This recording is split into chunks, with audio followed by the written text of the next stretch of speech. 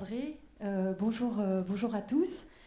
Donc, je suis Marine de Sury, directrice de mission au SIGREF, et j'anime plusieurs groupes de travail, dont celui du Cloud de Confiance, et puis je suis également coordinatrice du Hub France Gaia X. Donc, le SIGREF, eh bien, c'est une association de grandes entreprises et d'administrations publiques qui sont toutes utilisatrices de services et solutions numériques. Et les différents secteurs d'activité y sont représentés.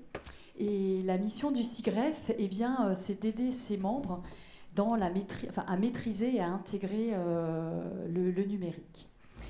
Et j'ai oublié effectivement, il y a voilà.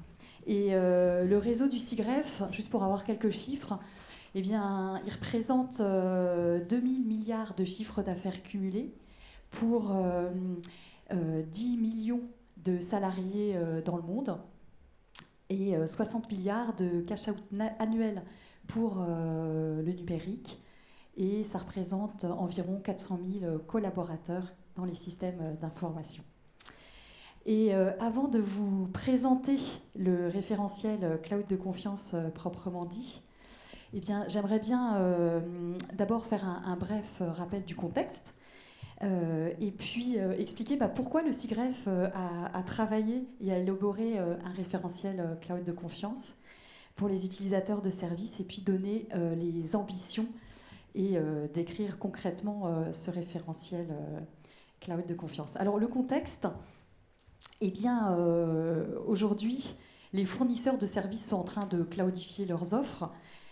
Jusqu'à récemment, eh bien, les fournisseurs permettaient à leurs clients d'installer leurs solutions sur leur propre machine on-premise. Et aujourd'hui, c'est révolu, nous devons consommer leurs produits par un service offert sur Internet. Et les logiciels, ils restent installés dans leur data center ou chez leurs partenaires hébergeurs. D'autre part, les entreprises, elles s'accordent à dire, et les administrations publiques, elles s'accordent à dire qu'elles ont entre 10 et 30% de données qui ne peuvent pas aller sur le cloud public. Ça dépend bien sûr du secteur d'activité, d'où leur besoin d'un cloud de confiance.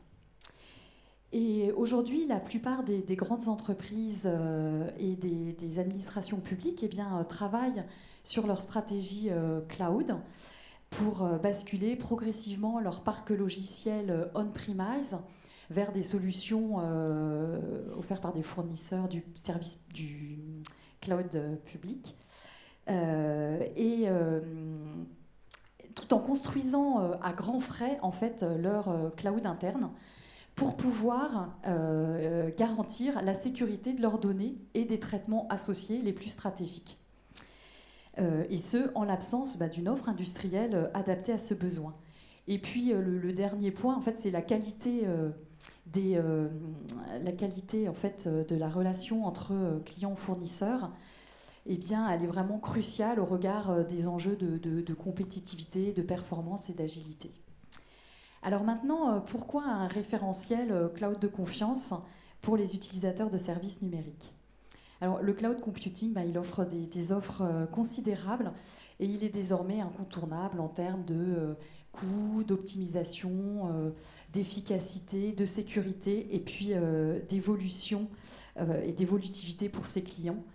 Et donc, en fait, le cloud computing, il est désormais le secteur technologique, tant en termes d'infrastructures que de produits logiciels, qui commande tous les autres. Et par ailleurs, la plupart des champs d'innovation, que ce soit l'intelligence artificielle, l'Internet des objets, l'edge computing, l'industrie 4.0 et la plupart, en fait, ils se cultivent aujourd'hui dans des environnements mis à disposition par le cloud. Et les entreprises, elles cherchent la confiance dans le cloud afin de réduire fortement leur exposition aux risques géopolitiques, juridiques et aux activités d'ingérence et de renseignement d'intérêt économique. Donc en effet, pour les entreprises et les administrations publiques, maîtriser ses dépendances, c'est maîtriser son destin. Et Tien l'a rappelé dans sa keynote, le besoin de l'Europe de maîtriser ses dépendances technologiques dans le champ du numérique. Et il a également rappelé que les entreprises cherchent à réduire fortement leur exposition aux risques géostratégiques, donc si jamais le robinet du numérique est éteint, aux risques économiques s'il y a un changement de modèle d'affaires ou aux risques juridiques. Alors maintenant, qu'en est-il exactement de ce référentiel ? Donc le référentiel Cloud de confiance exprime les besoins des utilisateurs génériques en termes de confiance, donc des membres du SIGREF. Il synthétise les travaux du groupe de travail Cloud de confiance, qui est piloté par Vincent Niebel, qui est DSI Group d'EDF et qui regrette de ne pas être avec nous cet après-midi. Et donc les travaux d'intelligence collective au sein du SIGREF, ils ont eu pour ambition de caractériser la confiance. Et tel que l'expriment nos adhérents, au profit de la protection de leurs données sensibles et des traitements associés. Et donc ce référentiel, il se traduit en exigences fonctionnelles et objectivables de ce besoin. Et la version dite V2 prend en compte les remarques, bien sûr au niveau français, mais aussi au niveau européen, puisque nous l'avons partagé à nos homologues des hubs européens Gaia-X et également aux associations sœurs européennes avec lesquelles le SIGREF travaille, et tout particulièrement Voice en Allemagne, Beltug en Belgique et CIO Netherlands Platform aux Pays-Bas. Voilà, et parce que en fait, la bonne échelle, pouvoir avoir un cloud de confiance économiquement viable avec un niveau de qualité équivalent à celui du cloud public, il nous semble que c'est l'échelle européenne. Et il est nécessaire d'atteindre une masse critique avec une surface de commande suffisante pour rendre ce projet cloud de confiance économiquement viable. Et donc cette version 2 du référentiel cloud de confiance, elle se décline autour de 4 axes. Donc l'axe sécurité au sens cyber, l'axe de la maîtrise de la dépendance vis-à-vis des fournisseurs, l'axe de l'immunité aux lois extra-européennes, et enfin, il y a un nouvel axe, c'est l'axe de l'empreinte environnementale des services cloud.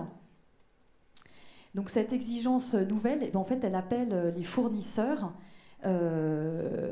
à présenter leurs efforts, mais d'une façon plus compréhensive, objectivement, par les utilisateurs.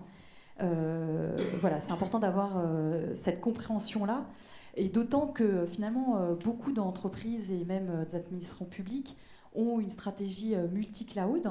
Donc c'est important d'avoir une vue consolidée, donc de pouvoir comparer les choses pour avoir une meilleure maîtrise de son empreinte environnementale.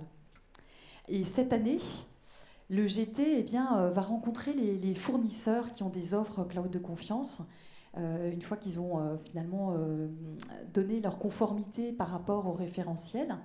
Et l'objectif, il y a eu les besoins des utilisateurs, de confronter à ce que peuvent faire les fournisseurs, et voilà, d'essayer de discuter des éventuels points d'achoppement pour avancer.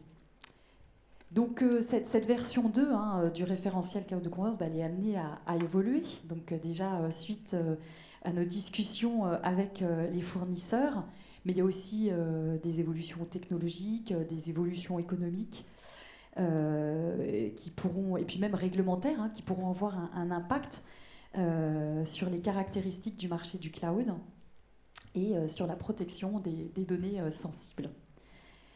Donc pour résumer, le cloud de confiance, c'est un cadre qui permet d'avoir une relation contractuelle équilibrée et transparente, de faire jouer la concurrence, d'être protégé sous l'angle cyber, et puis contre l'extraterritorialité du droit de pays tiers. Et le SIGREF eh bien, travaille à ce que un tel cadre de référence soit utilisé en fait, au niveau européen. Voilà, je vous remercie de votre attention.